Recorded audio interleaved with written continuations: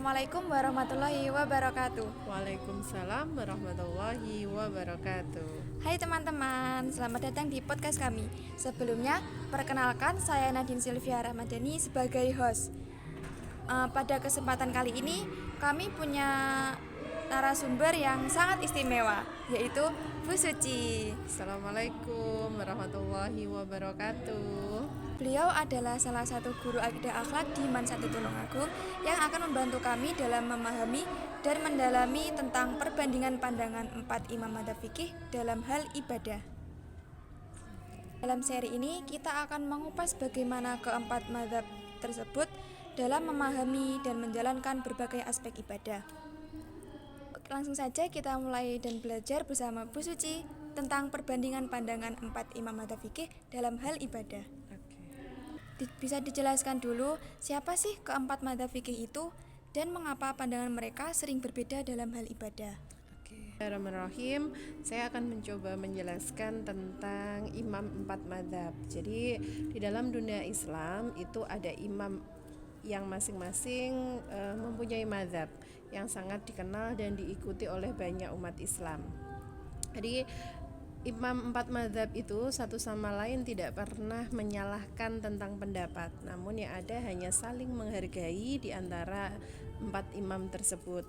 Nah, walaupun dasar dalam Islam itu adalah sama, yaitu Al-Quran dan hadis, tetapi dalam pandangan dan penafsirannya itu berbeda, namun tujuannya itu tetap sama. Hakikatnya adalah untuk kemaslahatan umat. Jadi imam 4 madzhab itu yang pertama ada Imam Abu Hanifah, kemudian yang kedua ada Imam Malik bin Anas, kemudian yang ketiga ada Imam Asy-Syafi'i atau Muhammad ibnu Idris Asy-Syafi'i, kemudian yang terakhir ada Imam Hambali. Mengapa perbedaan-perbedaan itu muncul? Yang pertama disebabkan karena perbedaan latar belakang. Yang kedua karena zaman pada masing-masing madzhab, imam madzhab itu yang berbeda. Kemudian yang ketiga karena pemikiran dan prinsip masing-masing madzhab. Perbedaan persepsi dalam usul fikih dan fikih serta perbedaan interpretasi atau pemaknaan para mujtahid dalam ajaran imam 4 madzhab tersebut. Sepertinya seperti itu. Bisa dilanjutkan? Ya, bisa Bu. Kemudian lanjut pertanyaan yang kedua, bagaimana pandangan keempat madzhab tersebut dalam pelaksanaan wudhu, misalnya dalam membasuh anggota tertentu mungkin? Oke, jadi perbedaan 4 madzhab tersebut dalam bidang hal amaliyah keagamaan ini memang sering muncul. Sebenarnya tidak hanya tentang wudhu saja, tetapi untuk masalah lain ini juga sering muncul. Yang perlu digarisbawahi bahwa perbedaan tersebut jangan dijadikan sebagai perpecahan atau saling mencari kesalahan, tetapi biarkan perbedaan itu bisa menjadi rahmat, ya. Intinya seperti itu. Jadi ketika dalam pelaksanaan wudhu, masing-masing mazhab itu juga berbeda-beda. Contohnya ada Imam Abu Hanafi, rukun wudhu itu di dalam mazhab Hanafi hanya ada 4, bahwa hanya membasuh wajah, membasuh tangan, kemudian mengusap kepala dan membasuh kaki. Berbeda juga dengan mazhab Maliki, ya, mereka rukun wudunya itu ada 7, ya. Jadi menambahkan keharusan niat dan adak. Adak itu artinya menggosok bagian wudu. Jadi bagian wudunya itu harus digosok, sebab tidak hanya sekedar mengguyur anggota wudu dengan bersih, tetapi juga harus mensucikannya. Nah, kemudian yang Imam Syafi'i itu rukun wudunya ada 6. Ya, ada 6. Ada niat itu masuk ke dalam rukun, kemudian membasuh wajah, membasuh tangan, mengusap kepala, membasuh kaki, kemudian ditambahkan dengan tertib. Kemudian untuk mazhab Hanafi itu juga berbeda juga. Mazhab Hanafi itu ada 7, hampir sama dengan mazhabnya Maliki, kalau Hambali itu mengatakan bahwa harus ada niat, kemudian tertib, kemudian berkesinambungan, artinya tidak boleh terputus-putus antara anggota wudhunya. Nah, jadi menurut Hambali rukun wudhunya itu terdiri dari niat, membasuh wajah, membasuh tangan, kemudian mengusap kepala, membasuh kaki, tertib, dan al-muwalat. Al-muwalat itu sendiri itu tadi berkesinambungan, ya itu untuk masalah wudhu. Tapi sekali lagi perbedaan amaliyahnya ini tidak untuk dijadikan perdebatan, tetapi dijadikan sebagai sebuah rahmat dari Allah. Seperti itu ya. Kemudian lanjut pertanyaan yang ketiga, apakah perbedaan-perbedaan tersebut menjadi tantangan dalam menjaga persatuan umat? Kalau ada, gimana sih cara mengatasinya?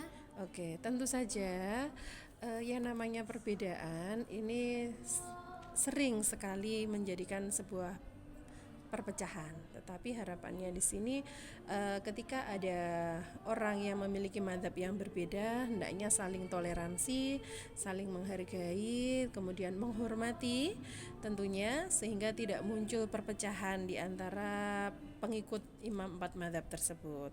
Seperti itu.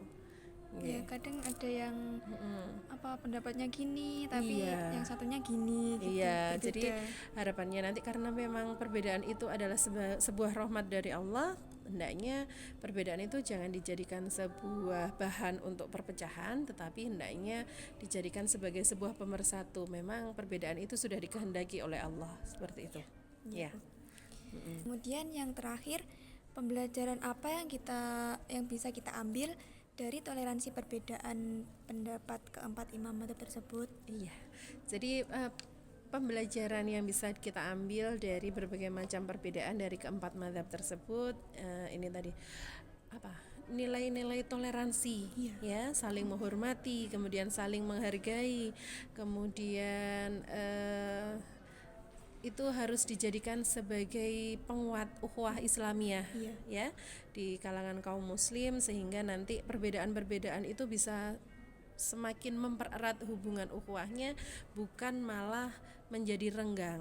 Jadi harapannya apapun yang dilakukan oleh orang yang berbeda mazhab, hendaknya harus saling menghormati, saling dihargai, kembali juga ke diri kita masing-masing, harus ada sikap-sikap saling menghargai, saling menghormati, toleransi tentunya terhadap mereka yang berbeda, sehingga ukhuwah Islamiyah di Indonesia itu bisa terwujudkan. Nah, seperti itu.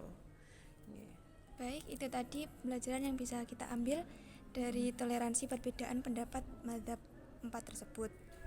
Alhamdulillah, kita telah sampai di penghujung podcast. Terima kasih banyak kepada Bu Suci karena telah memberikan ilmu yang bermanfaat dan penjelasan yang sangat bermanfaat hari ini.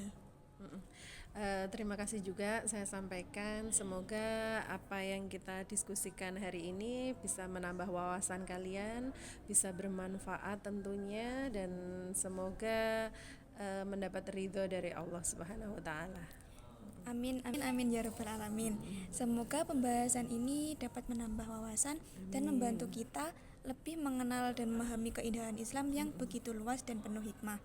Jangan lupa, perbedaan pendapat di antara para ulama adalah rahmat, dan sikap kita dalam menyikapinya adalah kunci utama dalam menjaga persatuan umat.